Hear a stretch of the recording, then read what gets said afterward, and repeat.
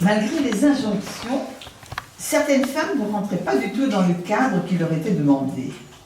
Se marier, vivre en couple, aider un mari et élever les enfants. Ce fut le cas de Marie-Louise. Jacqueline a écrit à son aïeule une lettre touchante lui demandant si elle avait fait ce choix et si oui, pourquoi. Pourquoi de Jacqueline. Très bien.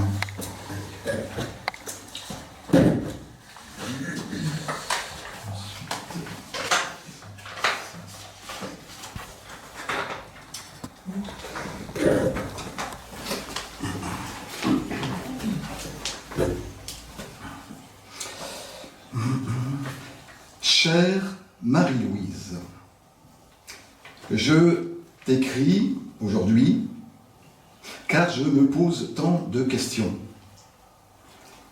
Au fur et à mesure de mes recherches, je te découvre et je voudrais comprendre. Tu es mon arrière-grand-mère. C'est pourquoi j'ai choisi de ne donner que ton prénom, car ton histoire est encore trop proche et trop sensible pour une partie de la famille.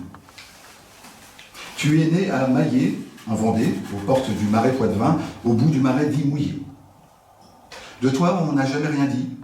Les plus jeunes s'interrogeaient, mais ne posaient pas de questions, et les plus âgés se taisaient. Ce n'était pas un secret, puisque tout le monde savait, mais le sujet était tabou dans la famille. C'est pourquoi j'ai voulu tenter de comprendre ce qu'a été ta vie. Ton père, maçon et tailleur de pierre, est arrivé à Maillé pour la construction de l'écluse du port en 1850. Avec ta mère, née en 1825, ils ont eu 9 enfants. Tu es la 5e, Marie-Louise, et on t'a donné le prénom de ta sœur décédée. Tu es devenue mère à ton tour à 25 ans, fille-mère, comme on disait alors, et comme cela apparaît sur certains recensements. L'histoire s'est répétée 7 fois. Tu as eu 7 enfants, tous enfants naturels. Quand l'aîné est né en 1883, tu avais 25 ans, et 42 ans à la naissance du dernier enfant en 1899. Que s'est-il donc passé dans ta vie? Pourquoi n'y a-t-il jamais eu de papa? Sur les actes de naissance et des recensements, tu es, selon les années, journalière, ménagère, servante, lavandière, et sur le dernier recensement, en 1911, tu n'as alors que 54 ans, tu es sans profession, et tu élèves ton dernier fils et ton petit-fils, né en 1907, enfant naturel de ta fille Régine. Comment as-tu pu les élever? Où as-tu trouvé la force? Petit, est-ce que tu les emmenais avec toi en journée? L'histoire familiale rapporte que vous viviez pauvrement et que la nuit tu braconnais l'anguille dans le marais pour leur donner à manger. L'aîné avait un parrain. Je n'ai pas trouvé trace d'un parrain ou d'une marraine pour les autres. Au moins 2 de tes enfants ont eu leur certificat d'études. Toi-même, tu avais une belle signature appliquée. Vous étiez donc instruit. Comment as-tu trouvé le courage pour mener de front la survie de la famille, l'instruction des enfants et le travail? Au fil de mes recherches, je vois bien que la vie ne t'a pas épargné. En plus de la dureté de ta condition, tu as perdu 2 fils à la Grande Guerre. Alexandre, mort à 32 ans dans le Pas-de-Calais, et Abel, mort dans l'Oise à 20 ans. L'un et l'autre inhumés dans les cimetières militaires distants de 30 km. Tu sais, je suis allé voir la tombe de tes garçons. Je suis aussi allé voir leurs noms gravés sur les monuments aux morts, l'un à Maillé, l'autre à Sancey, dans les Deux-Sèvres. Ces visites ont été un grand moment d'émotion. Alors toi, comment as-tu pu vivre avec ces chagrins? On dit dans la famille que tu as été enterrée dans une fosse commune parce que tu étais indigente. Je n'ai pas pu le vérifier.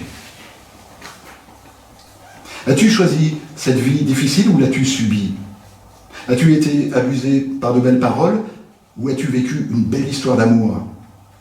Ton âge me fait douter. Tu n'étais plus une enfant à la naissance de ton fils aîné et déjà relativement âgé quand ton dernier est arrivé. Même aujourd'hui, je n'ose te demander si tous tes enfants avaient le même père.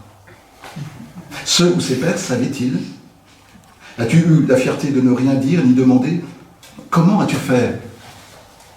Je me pose ces questions, car aujourd'hui, bien qu'une femme puisse mettre au monde et élever seule ses enfants sans regard malveillant, les difficultés financières et la précarité demeurent pour un bon nombre d'entre elles. En tant que femme vivant en 2020, je ne peux qu'admirer ton courage et ta force et avoir une pensée pour toutes ces femmes qui, comme toi, ont dû élever seules un ou plusieurs enfants. Vos vies, pour la plupart, ont été pénibles. En plus de la misère et de la difficulté à assurer le quotidien de vos enfants, vous aviez à supporter le regard désapprobateur des autres. Les enfants, quant à eux, devaient subir les moqueries et les brimades liées à leur statut d'enfant naturel. Je me souviens des propos de mon grand-père. Chère Marie-Louise, ce voyage dans ton histoire, je l'ai fait pour toi, pour mon grand-père, pour tes enfants et petits-enfants, et pour moi.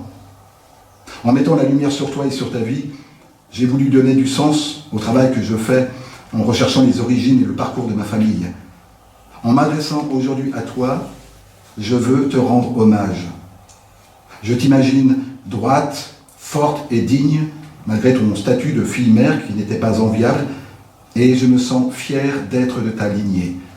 Pour moi, tu es une grande dame.